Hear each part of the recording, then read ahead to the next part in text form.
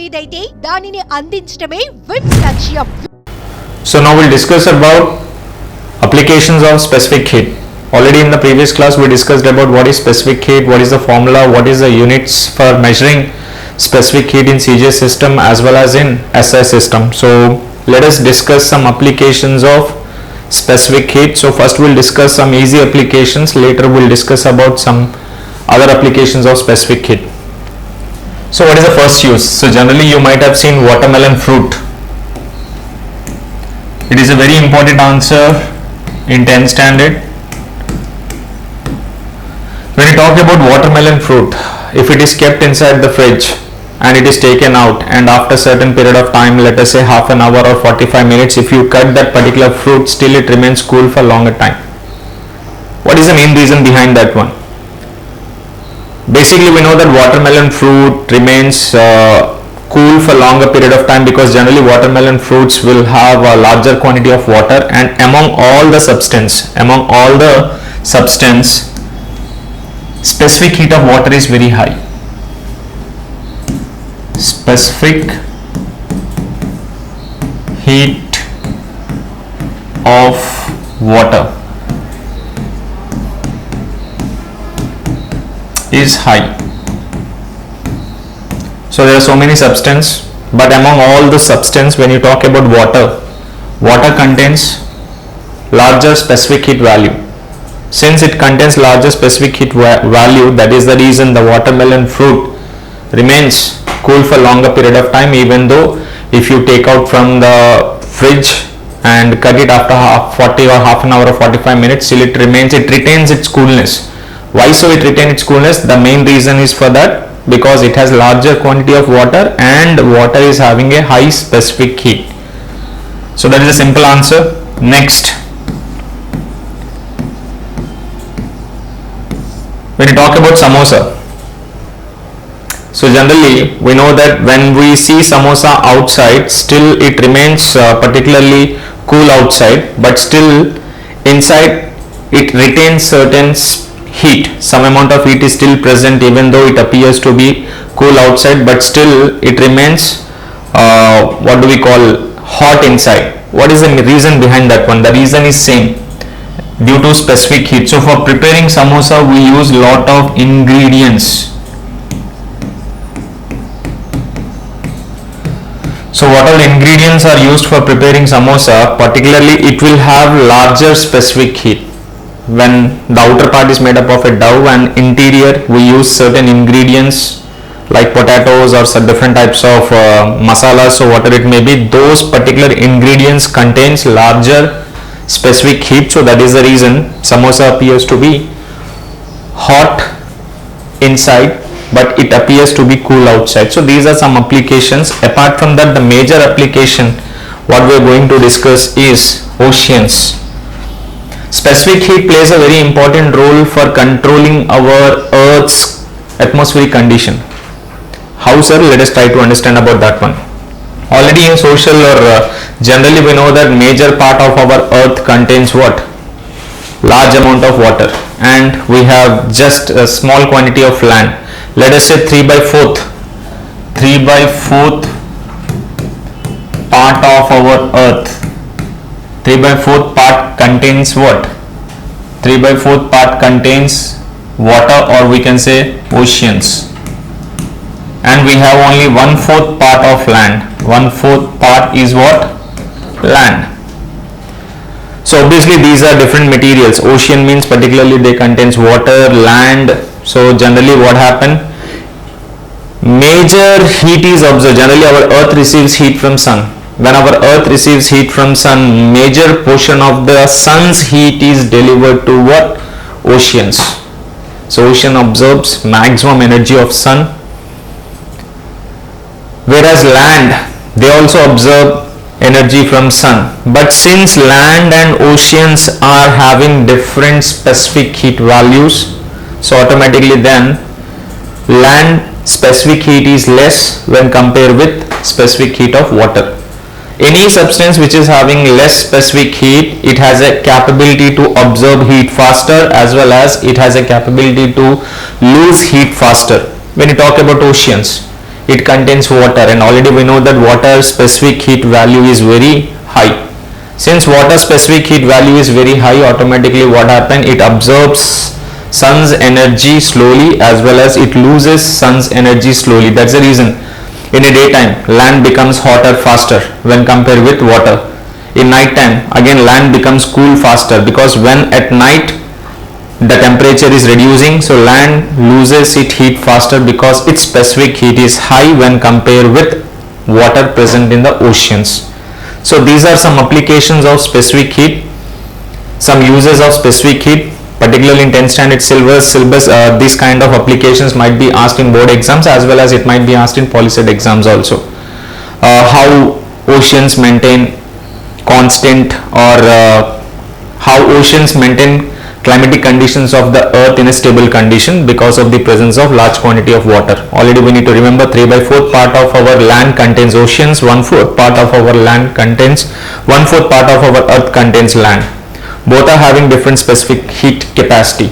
The specific heat capacity of water is high, whereas specific heat capacity of land is less. So land absorbs heat faster as well as it loses heat faster.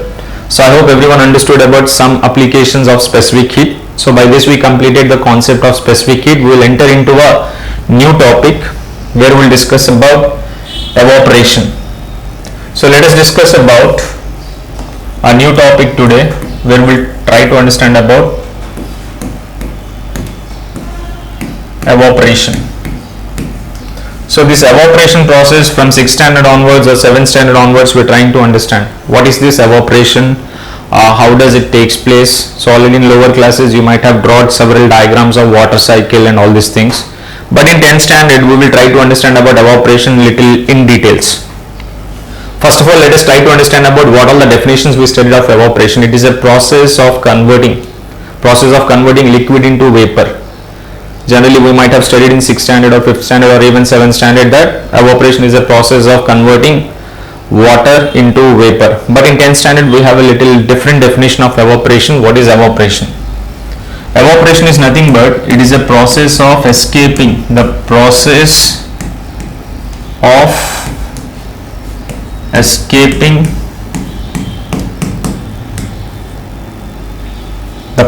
escaping molecules, the process of escaping molecules from the surface of any liquid, from the surface of any liquid, that is called as evaporation. This is a 10th standard definition of evaporation. In lower classes you might have studied about directly we say that it is a process of converting liquid into vapor, but this is an exact definition of evaporation. It is a process of escaping molecules from surface of any liquid. Let us try to understand how does it takes place. For example, I am having a beaker which contains water. So generally water contains what? Water molecules. So these are my water molecules.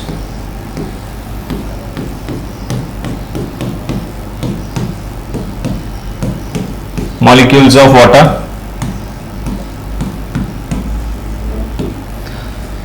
So what happened to these water molecules? So already we have discussed that since water is existing in a liquid state, the molecules keep on moving from one place. These molecules have certain kinetic energy in them. These molecules does not remain at one particular places.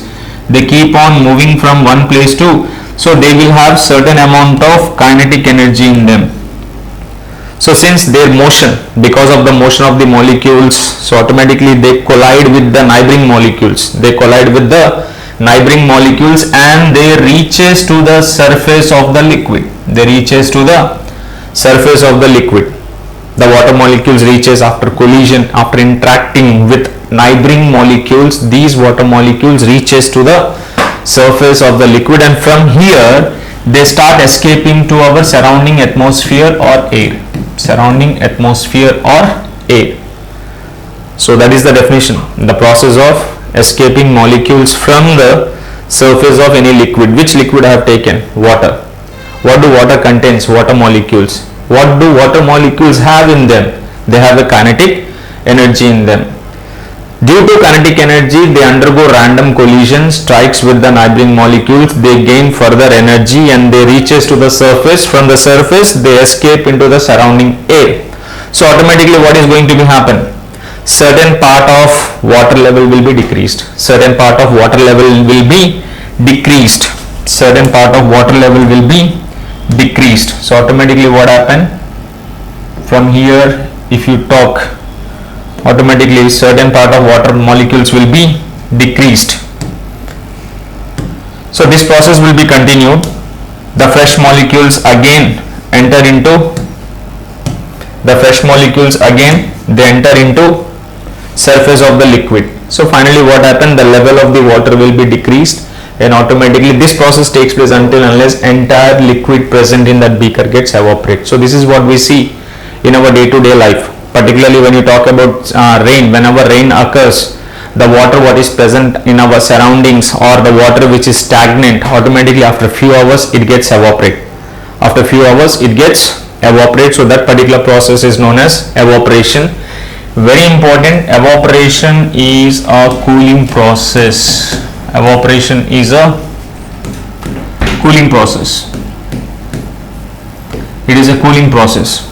This evaporation also plays a very important role in our daily life, particularly when you talk about places which are having high humidity like Vizag. In Vizag, we are connected to coastal areas, humidity is more, so we get more sweat. Sweating is an important mechanism in our body. If we won't get sweat, automatically our body temperature or heat is not controlled. So generally we have sweat glands. Due to sweat glands, automatically what happen? We get sweat. This sweat gets evaporate. Automatically we feel cool. That's the reason we say evaporation is a cooling process. Based on this evaporation, there is a very important answer in 10th standard, that is why pigs toil in mud, why dogs keep their tongues out in summer season. Because those animals do not have sweat glands in their body. To control their body temperature, dogs lick their tongue out, and apart from that, pigs generally toil in the mud. But as we are human beings, we are having a sweat glands. So whenever our body temperature is increased or when heat is more in our body, so we start sweating. After sweating, the sweat what is formed in our body, it gets evaporate. So because of that evaporation, our body can able to maintain a stable temperature. So that's the reason we say evaporation is a cooling process. So I hope everyone understood about what is evaporation. Evaporation is a process of escaping molecules from the surface of any liquid. Already I told you, any liquid contains molecules. Their molecules are under random motion. They have certain amount of kinetic energy in them. So once kinetic energy, because of kinetic energy, they collides, reaches to the surface. Again from the surface, they escape in the surrounding air. So let us see the next topic, that is called as factors affecting evaporation. Factors affecting evaporation.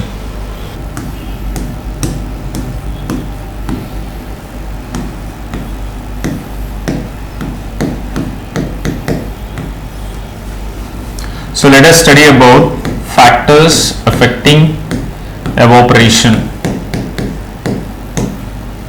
So this evaporation process particularly depends upon certain factors.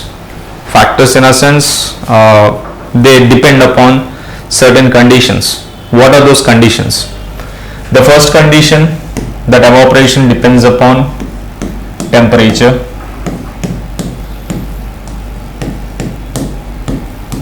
The second factor, surface area. The third factor will be wind speed.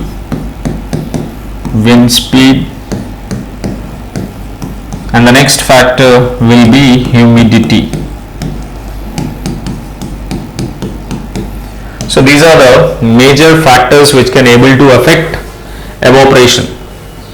So let us see how this evaporation depends upon temperature. I'll give you best example for this. Right now we have entered into a summer season. So in summer season, you know that temperature is high. So whenever we wash our clothes, so within 2 to 3 hours it gets dry. Why this is happening? While washing clothes also, the clothes are drying because the water molecules present on the clothes, they get evaporate. Why do our clothes dry faster in summer season? The reason is, in summer season we are having high temperature. If temperature is high, automatically what happen? The rate of evaporation, the speed of evaporation will be faster. Winter season or rainy season, evaporation, our clothes do not dry faster. The main reason is because at that particular condition the temperature is less in rainy season or in winter season. Particularly in winter season, temperature is less. Automatically then what is going to be happen? It takes little more time to dry our clothes. So temperature is the first factor. So please keep in mind that if temperature is higher, the speed of evaporation will be faster. If temperature is less, the speed of evaporation will also be less. So in a simple words, you can remember that temperature is directly proportional to evaporation. Temperature is directly proportional to evaporation. There is no particular relation, but if you want to remember for a long period of time, you just keep in mind that temperature is directly proportional to evaporation. If this is more, the speed of evaporation will be faster. If this is less, the speed of evaporation will also be less. The second factor is what? Surface area. How evaporation depends upon surface area, let us try to understand. For that, we can do a very small activity. Just take a bowl and a beaker. So first, this is my beaker which contains water. This is a bowl which also contains water. So make sure that the two vessels contains equal amount of water. What all the water I have taken, let us say some 100 ml or 50 ml water it may be. So take equal amount of water in two different vessels. One is bowl, other one is beaker. So keep these two in an open place. Keep these two vessels in an open place. After few hours when you go, what do you observe? That the water level in the bowl will be less, because here what happened? Evaporation is faster. More water evaporates in this condition. In this condition what happens? Since the surface area is less, here the surface area is more, here the surface area is less. Since the surface area is more, here automatically what happens? The speed of evaporation is faster, and here the speed of evaporation is slower. So this is how surface area affects evaporation. One good example, when we wash our clothes or when we dry our clothes, why it is always advised that the clothes has to be spread and then we need to dry? The main reason, when you keep the clothes directly, its surface area won't be larger, its surface area is very less, so it will take a lot of time to dry it. So after cleaning or washing the clothes, we just spread them, then we dry them. So generally what happen in that case? Automatically what happen? The surface area will be larger and the evaporation speed will be faster. So that is the second factor. What is the second factor for affecting evaporation? That is surface area. What is the next factor? The next factor will be wind speed. What is this wind speed? How does it affect? You might have seen when your parents or your father or mother, whatever it may be, they clean the floor, we always advise to operate fan. When we operate fan, automatically what is going to be happen? The water molecules what is present on the floor, it gets evaporate faster. Suppose today sunlight is not that much. Example, today the sunlight, we don't have that much sunlight, but we have a good wind flow.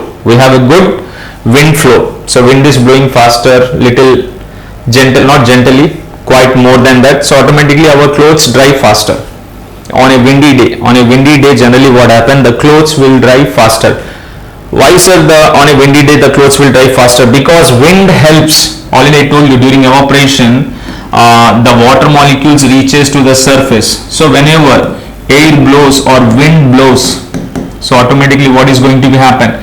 When wind blows faster, the molecules immediately moves to the surrounding air. So wind helps for carrying all these water molecules faster, so automatically the speed of evaporation will be also faster. So that's the reason it is always advised, in rainy season we dry our clothes under fan, particularly we dry our clothes, whenever we swipe the floor, it's always better to operate fan so that the floor becomes drier faster. So this is the reason wind speed is more, evaporation rate is also faster. So here also we can say that surface area is directly proportional to evaporation, even wind speed is directly proportional to evaporation. Let us talk something about humidity. What is humidity? Humidity is nothing but it is a place, generally Vizag is a more humidity. So whenever humidity is larger, the speed of evaporation will be slower. So in the last case only, in the last previous condition, humidity when it is high, the speed of evaporation will be always slower. Why do we get more sweat? Because in Vizag humidity is more. The sweat what is present on our body, it does not evaporate. So we feel more sweaty. That's the reason we sit under fan. When we sit under fan, automatically what happens? Wind helps our sweats to evaporate faster. So humidity is more, evaporation will be less. So you can say here evaporation is inversely proportional to humidity. Inversely proportional to humidity. So these are the factors what can affect evaporation. So we discussed about what is evaporation actually. Evaporation is a process of escaping molecules from the surface of the liquid. Evaporation is always a cooling process. Factors affecting evaporation: one is temperature, the next one is surface area, wind speed and humidity. The first three factors directly related to evaporation. The last factor is inversely related to evaporation. So by this we completed what is evaporation. So let us move to the next topic of the heat, which is called as condensation. So let us see what is this condensation.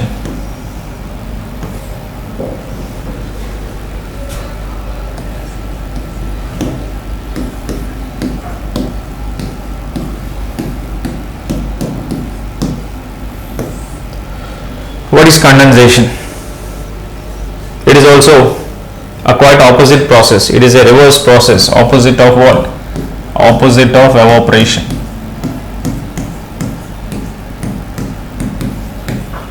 As I told you, evaporation is a which process? Cooling. Then what about condensation? Definitely it is going to be a warming process. So evaporation is a cooling process, condensation is a warming process. So what is condensation actually? Quite opposite of evaporation. What is evaporation? Generally in evaporation what is going to be happen? The liquid turns into vapor.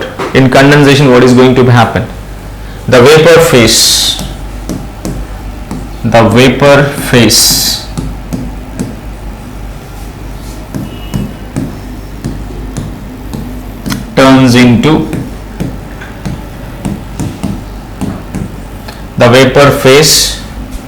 turns into liquid. That means the substance what is present in vapor state, the substance what is present in vapor phase means state, the vapor phase turns into a liquid phase. Or you can give a simple definition: the process of converting vapor into liquid. The process of converting vapor into liquid, that is particularly known as what? Condensation. Sir, why this is a warming process? Let us try to understand with one example. Let us take a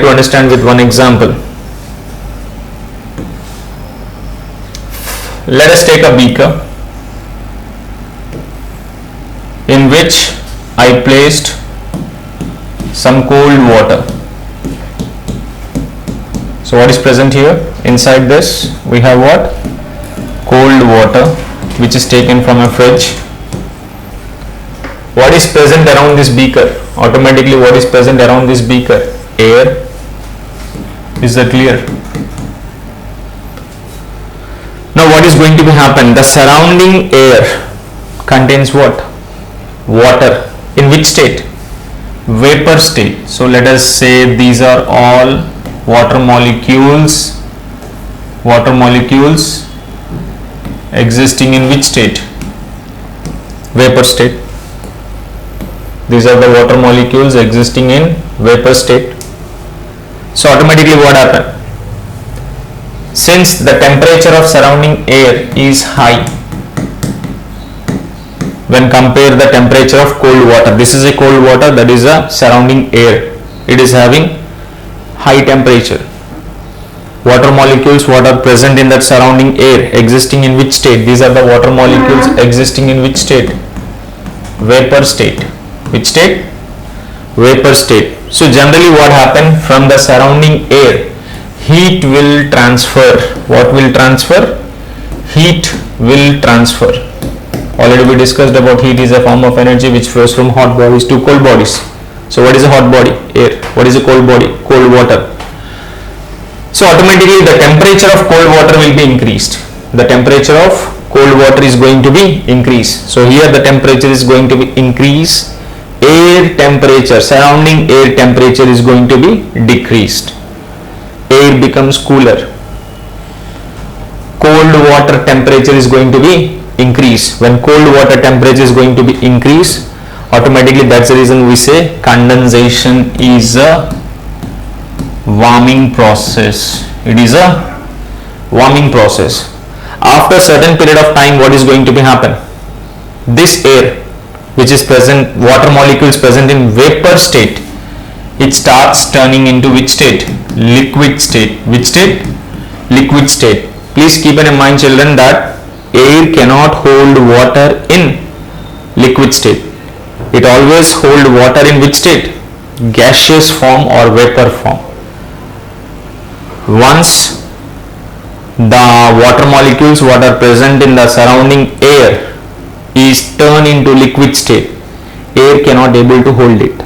It releases that water molecules, and after certain period of time all the water molecules will be gathered on the surrounding of the vessel. This is what you see when you take a bottle from fridge. When you take a bottle from fridge, keep it outside, what is going to be happen? Outer surface of the bottle we see water drops. This is due to which process? This is due to condensation process. Which process? Condensation process. Condensation process. Now for example,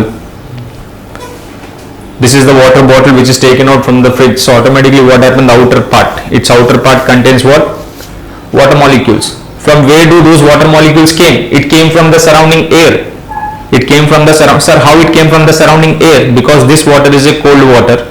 Surrounding air what we are having, it is a having more temperature. So water molecules present in that surrounding air particularly contains what? Molecules in which state? Vapor state. So its temperature is increasing. The water molecules what are present in the surrounding air, those water molecules will be gathered. So that's the reason this temperature will be increased. So condensation is a warming process. Condensation is a warming process. So I hope everyone understood the concept of condensation, which is a quite reverse process of evaporation. So what is an evaporation and condensation? I hope you understood very well. So let us proceed forward. This is a very important answer in 10th standard. Why water bottle taken from fridge? After certain period of time we see water drops. This is due to condensation process. Which process is that? Condensation process. So let us take one more example related to condensation. One more important answer. After having a bath or after taking a shower, in summer season particularly we are talking about. Summer season, when you take shower or when you take bath, when you stay inside the washroom, you get more sweat. You get more sweat. Why?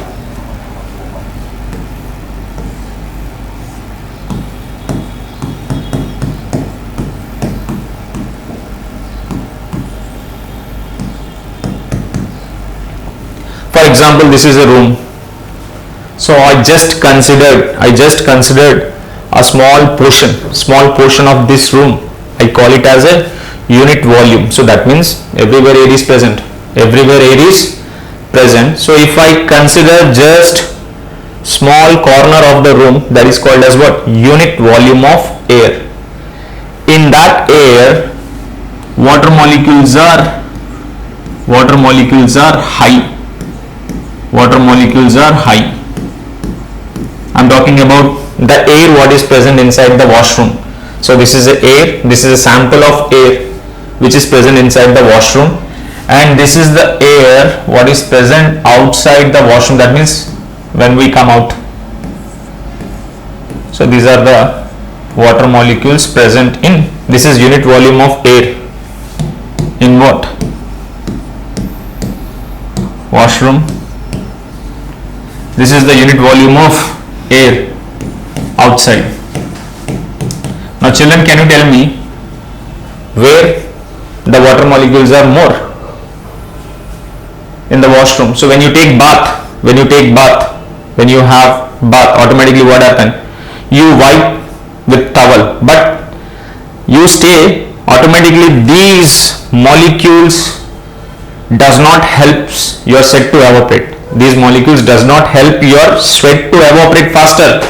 That means evaporation is less until unless you stay inside the wash. But once you come outside, the surrounding air, that means the sample of air what you considered, unit volume of air outside will be less. So immediately your water drops, your sweat will be evaporated. So this is how one important question in 10th standard as per public. In Polyset also may be asked. How it will be going to be asked? The amount of water vapor present in unit volume of air is greater or lesser when compared with amount of water vapor present outside. So obviously your answer is the amount of unit volume of air in washroom is greater when compared with outside. So by this we completed the concept of condensation. Let us proceed to the next topic where we will study about latent heat, which is very important. Lot of numericals come from this topic, latent heat. So let us talk about latent heat. What is this latent heat actually? Actually there are two types of latent heat. One is called as latent heat of fusion. Latent heat of fusion, and other one is called as latent heat of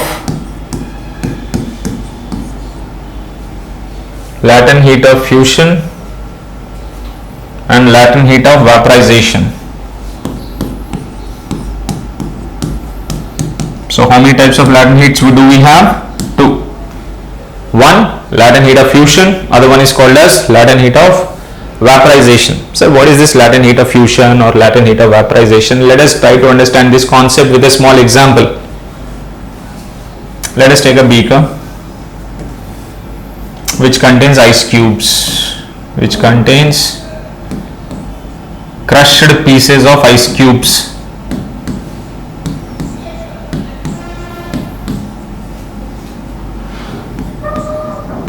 What are these? Some ice cubes. Introduced a laboratory thermometer here. This is a thermometer. So when you keep the thermometer inside the ice cube, what do you see actually? Generally the temperature of ice is less than 0. Ice temperature is less than 0. So what is the temperature of ice right now? Let us say the temperature of ice is minus 5 degrees Celsius. The temperature of ice is minus 5 degrees Celsius. Is that clear? The temperature of ice is. So let us try to understand about what is this latent heat. So I have taken a beaker which contains ice cubes. We introduced a thermometer here, laboratory thermometer. Don't take clinical thermometer. Initially temperature of ice is less than 0. So right now I just considered minus 5 degrees Celsius is the temperature of ice. When I introduce this, and one more thing, this beaker should be heated. So you need to take any heating device. If I supply heat to this beaker which contains ice cube, what do you see? Temperature will be increased. Temperature will be increased. Minus 5, minus 4, minus 3, minus 2, minus 1. So like that the temperature is started increasing. But once when the temperature reaches to 0 degrees Celsius, once the temperature reaches to 0 degrees Celsius, then what happens? This ice starts melting. This ice starts melting. So what do you observe? You observe that these ice starts melting. So you can able to see this part of ice is going to be melted after certain, but again, so like that remaining ice cubes also starts melting. But what do you see? You see that there is no rise in temperature.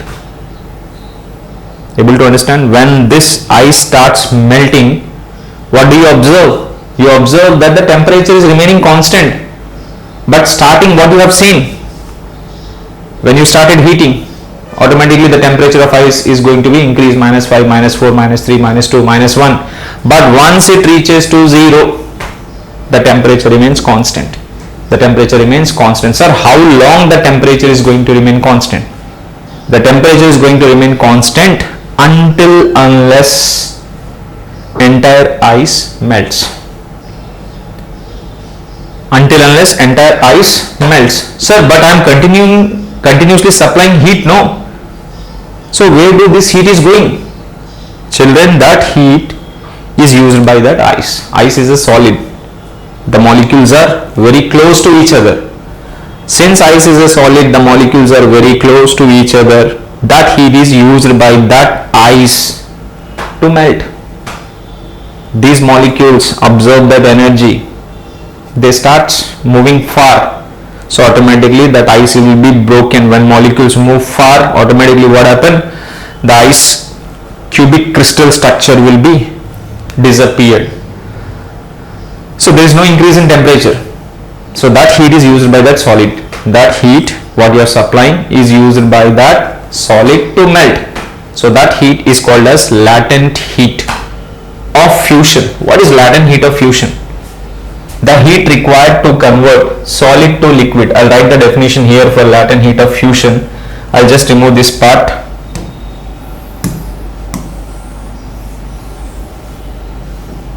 What is latent heat of fusion?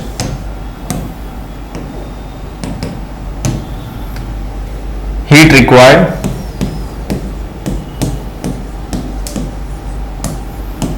to convert solid to liquid, without rise in temperature, Don't get confused. Latent heat of fusion is nothing but it is a heat required to convert. Here this is a solid, ice cube. So since this is a solid, what is going to happen? Heat required to convert solid to liquid. But you don't find rise in temperature. Rise in temperature will take place started when you just started heating. Ice temperature is -5, -4, -3, -2, -1, 0. 0, 0, 0, 0. It remains 0 for some time. And the heat what you are supplying is used by ice. So heat required to convert solid to liquid without rising temperature is known as latent heat of fusion. Sir, okay sir, what happens then if all the ice will melt?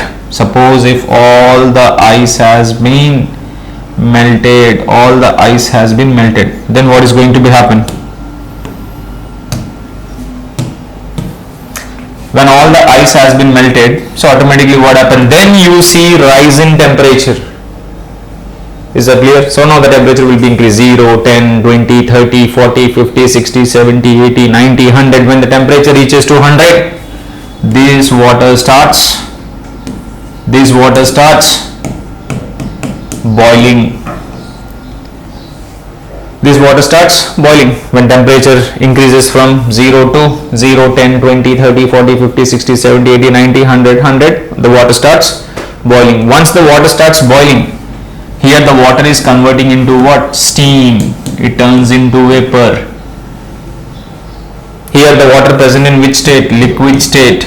What is the temperature of water? 100. What is the temperature of steam? 100. That means when boiling water turns into steam, again you don't find change in temperature. Temperature is how much now? 100 degrees Celsius. Sir, how that is possible? Same. At the starting stage, what you have seen? You have seen that temperature remains constant during melting. Temperature remains constant during boiling. What is boiling? Boiling is a process of converting vapor into steam at constant temperature, that is 100 degrees Celsius. What is latent heat of vaporization? That heat is called as latent heat of vaporization. Same definition, just in spite of latent heat of fusion, you just remove here, in spite of fusion you write what? You write vaporization, latent heat of vaporization. Sir, what is the definition? Heat required to convert in spite of solid. In spite of solid, you remove this solid and you remove this liquid. Is that clear? So heat required to convert liquid, heat required to convert liquid to vapor without rising temperature. Here temperature, when water is boiling, converting into steam, what is the temperature? 100. When ice turns into liquid, what is the temperature? 0. So that heat is called as latent heat of vaporization. So I hope everyone understood about what is latent heat. Latent heat is nothing but, there are two types of latent heat. One is called as latent heat of fusion, the other one is called as latent heat of vaporization. What is latent heat of fusion? The heat required to convert solid to liquid if it is fusion. If it is vaporization, liquid to vapor without rising temperature. So I hope this concept is clear. What is latent heat? So let us proceed forward. What is the formula for latent heat? What is the symbol of latent heat? Latent heat is represented by L. Its formula will be L is equal to Q by M. This is the formula for latent heat of fusion or latent heat of vaporization. Sir, what are the units? Whenever units, you need to say its units in two systems, CGS as well as SI. CGS, calories per gram. SI, joule per kilogram. This is the unit for latent heat. How you measure latent heat? Latent heat is measured by using unit in CGS, calories per gram. In SI, it is measured in joules per kilogram. What is the formula for latent heat? L is equal to Q by M. L is equal to Q by, where Q stands for quantity of heat, M stands for mass of the substance. So that is the basic formula for latent heat. L is equal to Q by M. CGS unit for latent heat is cal per gram. SI, it will be joule per kilogram. Joule per kilogram. One more important topic in the same concept. Sir, what is latent heat of ice? Very important. Latent heat of ice, that is 80 calories per gram. Sir, what is that, sir? Latent heat of ice, 80 calories per. For example, I am having 1 gram of ice. I am having 1 gram of ice. I want to turn this 1 gram of ice into 1 gram of water. What is the temperature of ice? At what temperature the ice melts? 0 degrees Celsius. Ice melt at 0 degrees Celsius. During melting, I know that even water temperature is also, because melting process, when it takes place, temperature remains same. Then how much heat is needed? 80 cal per gram. Suppose you are having 1 gram of ice. Obviously it starts melting at 0 degrees. During melting, I told you the temperature does not increase. So ice turns into water. What is the temperature of ice? 0. What is the temperature of water? 0, because melting is taking place. So for that heat is required. Now we studied that heat is called as what? Latent heat. So how much? If you have 1 gram of ice, then you require this much amount of heat. If you supply 80 calories of heat that ice turns into what? Water. Suppose if I am having 2 grams of ice, then what you will do? 80 into 2, that gives you what? 160. If you have 3 grams of ice, multiply that number into 3, 240 calories of heat is needed. So that is very important. What is latent heat of ice? Latent heat of ice is nothing but 80 calories per gram. In the same way, what is latent heat of water? If water is converted, suppose again you are having 1 gram of water, you want to turn that 1 gram of water into what? Vapor. How much heat is needed? 540 cal per gram. How much is that? 540 cal per gram. So we call this as a latent heat of water. That is called as latent heat of ice. What is latent heat of ice? 80 calories per gram. What is latent heat of water? 540 cal per grams. So these things you need to keep in mind. Let us say on this some numericals will be asked. How sir numericals will be? Suppose I am having ice turn into water, again water turns into what? Here water.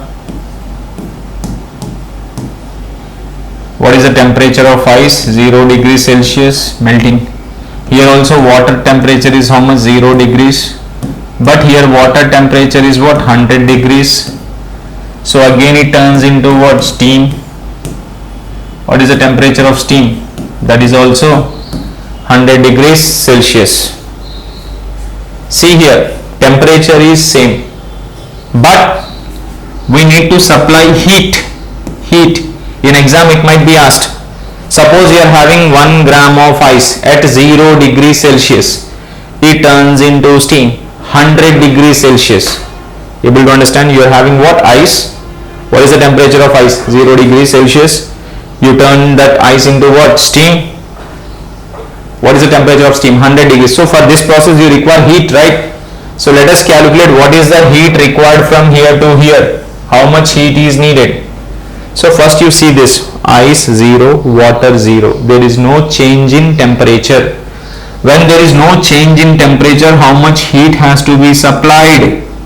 80 calories. Again you see here water and water. There is a difference in temperature. When there is a difference in temperature, you apply formula Q is equal to ms delta T. What is m? Mass of water. What is mass of water? 1, because we have taken ice 1 gram. Mass is neither created nor destroyed. Specific heat of water 1. Delta T 100 minus 0. 100 minus 0 is 100. So how much is that? 100 calories. So that means from here to here we require how much heat? 100 calories. Again you see water turns into steam. Water turns into steam.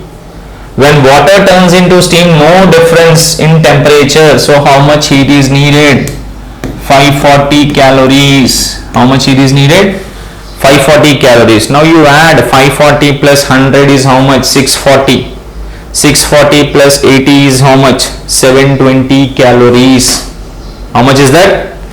540. Or you do 80 plus 100. How much is that? 180. 180 plus 540 is 720. That means for the entire process, if 0 degrees Celsius of ice turns into steam, how much heat is needed? 720 calories. In exam it might be asked. Steam. Question will be asked in reverse also. If you are having steam, it turns into ice.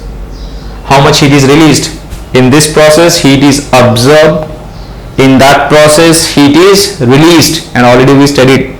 Heat lost is equal to heat gain. Heat lost is equal to heat gain. So in this process, can you tell me how much heat is released? Same, 720 calories. 720 calories. Is that clear? So based on this, several problems will be asked. You need to see if there is no change in temperature, that is latent heat. If there is change in temperature, Q is equal to ms delta T formula you apply. So by this we completed what is latent heat. Let us go back to the last topic of this lesson, which is called as freezing. Can I rub this?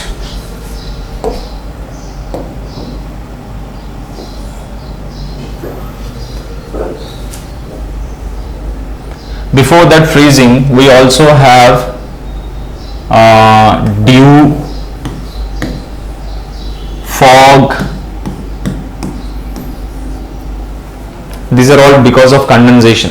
I forgot to explain that dew and fog. What is fog? What is dew? Why they occur? Dew occur due to condensation process.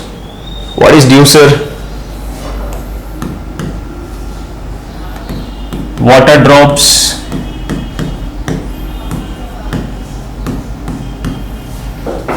collected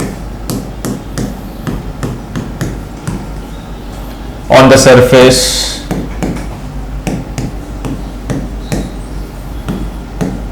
of the body. Water drops. Early morning when you see trees, leaves, grass, you see some water drops on it. Sir, how it came, sir? Night time, temperature is less, air becomes cool. When air becomes cool, what is happened? Air loses water. Air cannot hold water in liquid state. It immediately release. So that water drops will be collected on the surface of the object. You see, have seen, for example, your vehicle is outside, the entire seat cover will be contains water drops. In windows, we see. In flowers, we see some water drops. That is called as dew. So what is dew? Water drops collected on the surface of the body. This is occur due to which process? Condensation process. What is fog? What is fog actually? Fog is a mixture of dust, smoke, water vapor, dust, smoke, water vapor, combination of dust, smoke, water vapor, which decreases the visibility, which decrease the visibility, particularly due to fog we cannot able to see the things clearly, so we call that as a fog. So these are some definitions: dew, fog. Let us go to the last topic of this lesson, which is called as freezing. What is freezing?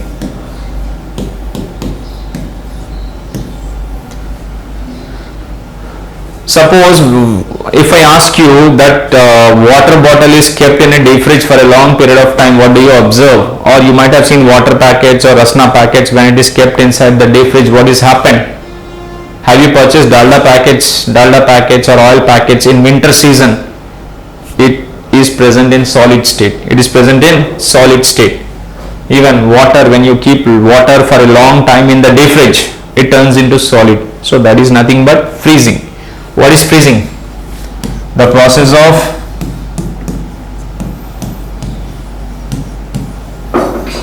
converting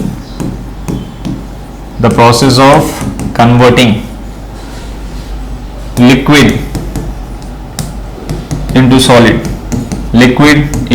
solid is known as freezing. The process of converting liquid into solid is known as what? Freezing. You are having liquid, it is turning into solid. That means temperature of liquid is decreasing. Example, water. You have taken water, kept inside the deep fridge, it turns into ice. That means temperature of water is decreasing. During freezing process, temperature decreases. Okay, sir, fine.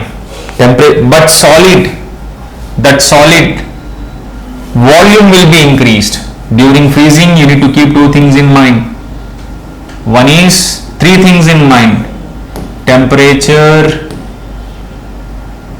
Temperature of liquid decreases, volume of solid increases, density of solid decreases. solid decreases. Sir, what is that, sir? Freezing. When freezing takes place, the liquid what we are having, which is undergoing freezing, its temperature will be decreased, automatically turns into solid. When it turns into solid, the space volume will be increased. That's the reason, for example, ice trays, when you keep water, you feel difficult to remove ice cubes from the tray. Why, sir, I feel difficult to remove ice cube? Because the space, the volume is increased. When volume increases, density decreases. That's the reason ice cube floats on water. When you keep ice cube inside the water, it floats. Why, sir, ice floats? Because its density is less. You might have seen in several countries, water present in the lake freezes, but the water present at the bottom still remains in liquid state. Once the water turns into ice, volume increases, density decreases, the water present below the lake, below bottom, that remains in liquid state. So that is called as freezing. So what is freezing? Actually, it is a process of converting liquid into solid. During freezing, temperature of liquid decreases, volume of solid increases, density of solid decreases. So I hope, children, all the topics are cleared from the heat lesson. In this lesson, we discussed major topics: heat, temperature, specific heat, applications of specific heat, thermal equilibrium. Then we studied about evaporation. Then we studied about condensation, factors affecting evaporation, latent heat, and finally we have concluded this chapter with freezing. So this is about heat. In the next class, we will try to understand about the major important concept of physics, that is called as light. Is that clear? Thank you so much. Children, if you want to see full classes, please download WIMS Institute app from the Play Store. Link is given in the description box, where you will get all kind of study materials, test series, online papers and previous papers explanation from all kinds of experts. Thank you so much.